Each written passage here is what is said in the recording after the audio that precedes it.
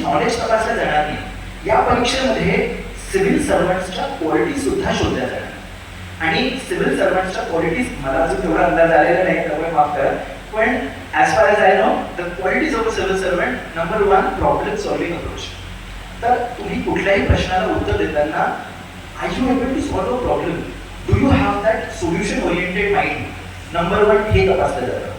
Number 2 तुम्हाला comprehension skills आहे का, म्हणजे जे परीक्षक तुम्हाला विचारत आहेत ते तुम्हाला कळतं का. How do you connect that with the quality of a civil servant.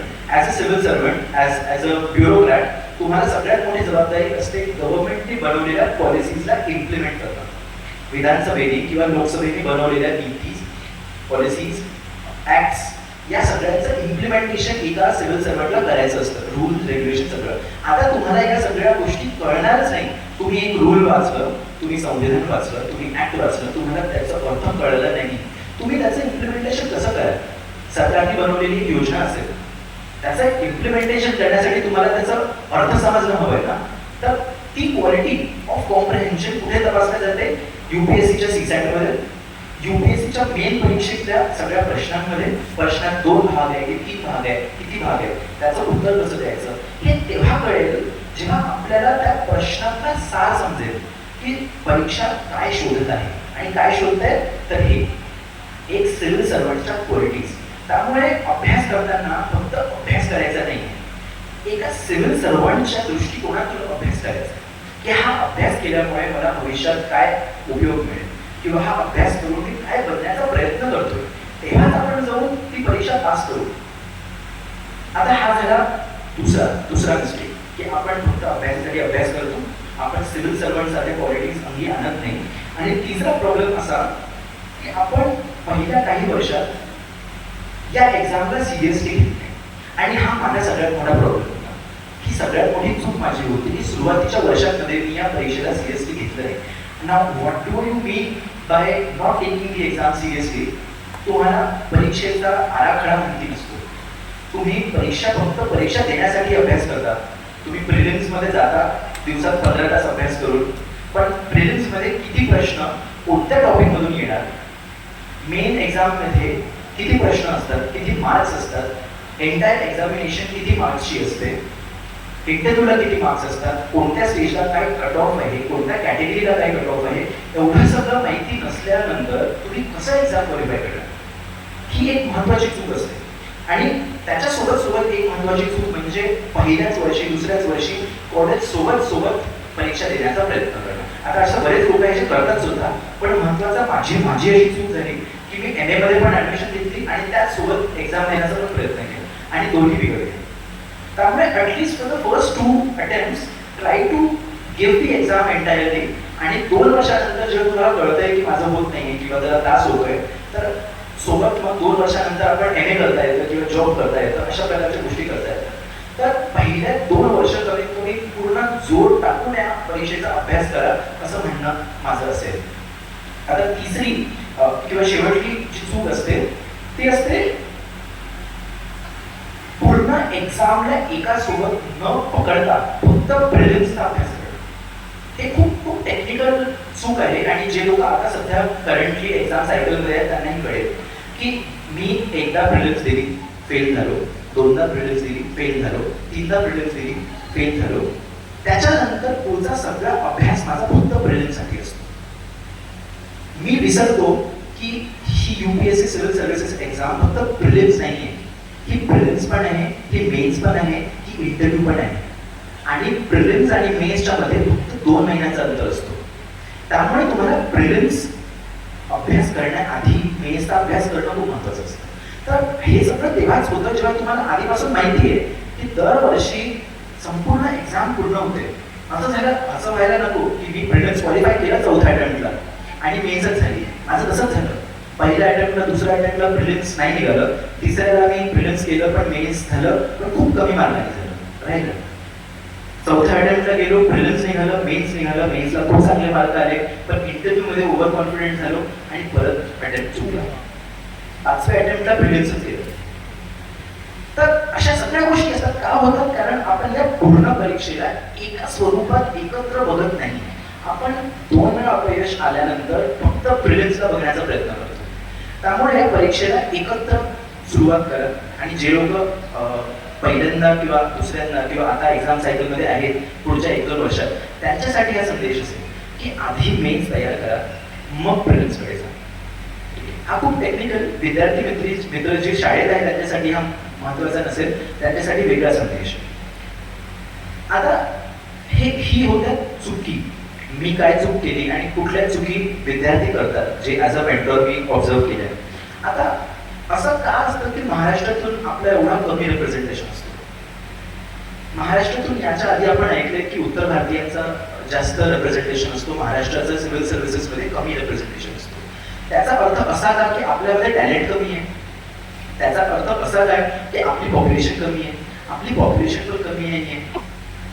आपल्याकडे प्रचंड टॅलेंट आहे. आपल्याकडे डॉक्टर बाबासाहेब आंबेडकर झाले, आपल्याकडे लता मंगेशकर झाले, आपल्याकडे तेंडुलकर झाले, आपल्याकडे एवढे मोठे मोठे सायंटिस्ट झालेले आहेत. मग का आपण सिव्हिल सर्व्हिसेसमध्ये अजूनपर्यंत करतो? तर मला असं वाटतं की मराठी माणसाच्या ॲस्पिरेशन्स, महत्वाकांक्षा या कमी आहेत. आपण महाराष्ट्राबाहेर पडण्याचा विचार कमी करतो. आपण पुणे आणि मुंबईमध्ये सेटल होण्याचा विचार जास्त करतो.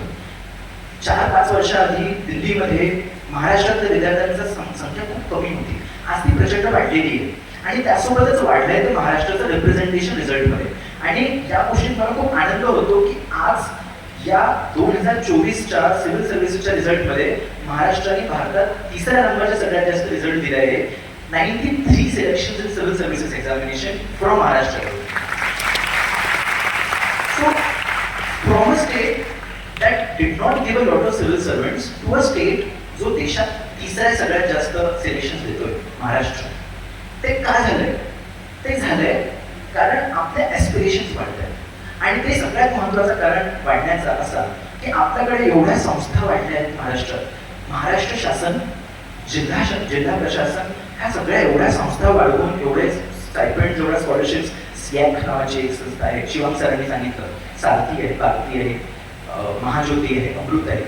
तर यांचा रिसोर्सेसचा आपल्याला वाटा मिळतोय. त्यानंतर आपल्या स्वतःची जी डिरेक्शन वाढती आहे, आपल्या सगळ्यांच्या ॲस्पिरेशन्स वाढत आहे, याच्यामुळे महाराष्ट्राचा रिझल्ट वाढतो आणि भविष्यात वाढेलच. आपल्या समोर बसलेले सगळे विद्यार्थी मित्र, आजचा जो कार्यक्रम आहे आणि मी ऐकले की दर महिन्याला अशा प्रकारचे कॅम्प्स होतील, यांच्या माध्यमातून पुढे शिकून बरंच काही वाढवेल आणि महाराष्ट्राच्या प्रगतीमध्ये खूप खूप वाटा यांचा असेल. आता शेवटी सगळ्यात महत्वाचं म्हणजे समोर बसलेले जास्त करून विद्यार्थी हे शाळेतले. यांच्यासाठी सगळ्यात महत्वाचा मेसेज माझ्याकडून काय असेल तो असा की UPSC सिव्हिल सर्व्हिसेस एक्झामिनेशन ही फक्त एक्झामिनेशन नाही आहे, ही एक प्रचंड कॉम्पिटेटिव्ह एक्झामिनेशन आहे. या परीक्षेमध्ये एकूण 10 ते 12 लाख लोक अर्ज करत असतात. 10 ते 12 लाख लोक अर्ज करत असतात. त्याच्यापैकी फक्त 10,000 लोक मेन्स लिहत असतात. So the percentage of those who qualify prelims is just 1%. 10 लाखापैकी 10,000 मेन्स पास करून इंटरव्ह्यूला येणारे फक्त 2,000 लोक असतात. म्युन्सिपल कमिशनर मॅडम आपल्या समोर आलेल्या आहेत, त्यांना पण नमस्कार करतो. नमस्कार मॅडम. आणि बोलण्याचं तात्पर्य असा की 10 लाखातून 10,000 आणि 10,000तून शेवटी इंटरव्ह्यू पास करून सिव्हिल सर्व्हिसेस एक्झामिनेशन मध्ये पास होणारे फक्त 1,000 लोक असतात. आता याचं कॅल्क्युलेशन सगळं केलं तर इट कम्स डाऊन टू 0.1%. या परीक्षेची जी सक्सेस रेट आहे ते फक्त 0.1% आहे. एवढी कॉम्पिटेटिव्ह परीक्षा आहे आणि त्यात सुद्धा जर तुम्हाला इंडियन ॲडमिनिस्ट्रेटिव्ह सर्व्हिस हवी आहे, जे बऱ्याच लोकांचं स्वप्न असतं, तर फक्त 180 पोस्ट इंडियन ॲडमिनिस्ट्रेटिव्ह सर्व्हिसेसच्या असतात. त्यामुळे success rate comes down to 0.018%. Now why am I telling this? आपल्या सगळ्यांचं पुढे का बोलतोय? कारण जर आपलं स्वप्न आहे एवढ्या कॉम्पिटेटिव्ह एक्झामिनेशन मध्ये अपेअर व्हायचं आणि त्या 0.018% मध्ये येण्याचं, तर आपल्याला आतापासून आपल्या शालेय लेवलवर, आपल्या शालेय स्तरावर, कॉलेज स्तरावर तेवढं कॉम्पिटेटिव्ह हवं लागेल. आपल्या आपल्याला त्या 10 लाखातून 180 मध्ये येण्याआधी कमीत कमी वर्गातल्या 50 पैकी पहिल्या तरी या, वर्गातल्या 50 पैकी 10 तरी या. शाळेत जेव्हा आपण तो कॉम्पिटिटिव्ह स्पिरिट तयार करू, आपण कॉलेजमध्ये आहे, कॉलेजमध्ये कमीत कमी गोल्ड मेडल आणण्याचा प्रयत्न तरी करा. जेव्हा आपल्याला माहिती आहे आपल्याला त्या डिरेक्शन मध्ये जायचंय, तर कमीत कमी आता प्रयत्न करून बेस्ट करण्याचा प्रयत्न करा. तेव्हाच मराठी मुलगा, मराठी माणूस इतका कॉम्पिटिटिव्ह होईल की देशात सगळ्यात पहिला येईल. तर महत्वाचं असं की तुम्ही जिथे पण जाणार तिथे बेस्ट करण्याचा प्रयत्न करा.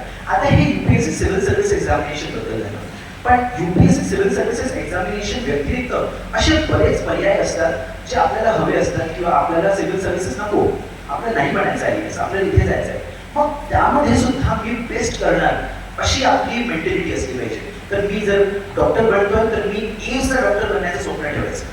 मला जर इंजिनिअरिंग करायची आहे तर देशाचं बेस्ट IIT बॉम्बे मधून मला इंजिनिअरिंग करायचं याचं स्वप्न असायला पाहिजे. जर घरातून, प्रत्येक घराघरातून असा प्रश्न पडला की मी माझ्या क्षेत्रात बेस्ट कसं होणार, तर महाराष्ट्रातला मुलगा देशात बेस्ट केल्याशिवाय राहणार नाही. आणि ते फक्त UPSC मध्ये नाही, तर प्रत्येक क्षेत्रामध्ये, प्रत्येक फील्डमध्ये होणार. तर माझा संदेश तुमच्यासाठी हाच आहे की तुम्ही ज्याही क्षेत्रात जा तिथे बेस्ट करण्याचा प्रयत्न करा. हे करूनच देशात, महाराष्ट्राचं, अमरावती जिल्ह्याचं खूप मोठं नाव होईल. आणि शेवटी एवढं म्हणण्याची माझी इच्छा आहे की आम्ही सिलेक्टेड कॅन्डिडेट्स आहोत. आम्ही पुढे जाऊन IAS, IPS, IFS सगळ्या सर्व्हिसेसला जाऊ. आमच्या पण काही जबाबदारी भविष्यात असतील. त्या जबाबदारीचा एक भाग असा की आम्ही आता मी धामणगाव तालुक्यातून आलोय, धामणगाव तालुक्यातून पहिल्यांदाच कोणीतरी IAS होतोय. तर माझी जबाबदारी कशी आणि आमच्या सगळ्यांची जबाबदारी कशी असावी की आम्ही जरी पहिले असलो तरी आम्ही आमच्या गावातून, आमच्या जिल्ह्यातून, आमच्या तालुक्यातून शेवटचे नसावे. आणि आपल्या सगळ्यांचाच हा ध्येय असायला पाहिजे. आपल्या भागातून कोणी पहिलं जरी होत असेल पण तो शेवटला नसावा याची खात्री मला करायची आहे, जिल्हा प्रशासनाला करायची आहे, आपल्या सगळ्यांना करायची आहे आणि महाराष्ट्राला करायची आहे. एवढंच बोलतो. आपल्या सगळ्यांना खूप खूप अभिनंदन, खूप खूप ऑल द बेस्ट भविष्यासाठी. आणि अमरावती जिल्हा प्रशासनाला एवढं मोठं भव्य कार्यक्रम करण्यासाठी आणि कोविड चांगली सुवर्ण संधी देण्यासाठी आणि माझे एवढं बोरिंग भाषण टेकून घेण्यासाठी खूप खूप धन्यवाद.